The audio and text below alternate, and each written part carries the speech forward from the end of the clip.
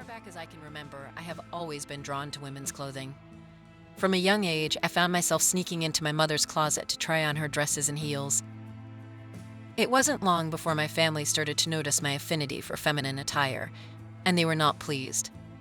My parents, siblings, and extended family all made it clear that my behavior was not acceptable.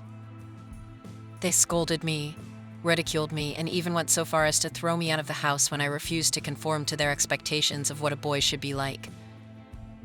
Left with nowhere to go, I found myself wandering the streets in a daze, wearing a tight-fitting dress and high heels that I had managed to sneak out of the house with. As I walked, feeling both vulnerable and empowered by the clothes that adorned my body, I caught the attention of a middle-aged man who was passing by. His name was Michael, and he had recently gone through a divorce from his wife. He took pity on me and offered me a place to stay in his home. Desperate for a roof over my head, I accepted his offer without hesitation. As I settled into my new living arrangements, I continued to indulge in my love for women's clothing. Michael would often walk in on me wearing a dress or applying makeup, and at first he was taken aback by my unconventional behavior. He would scold me, telling me that I needed to act more like a man if I wanted to fit into society. But as time went on, Michael began to soften towards me.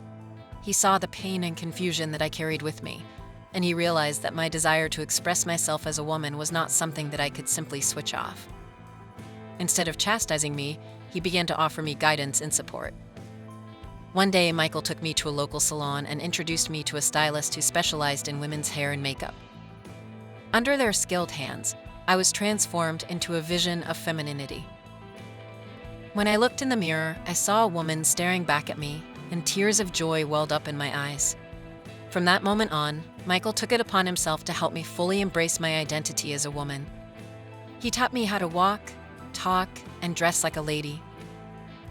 He encouraged me to explore my feminine side and express myself authentically.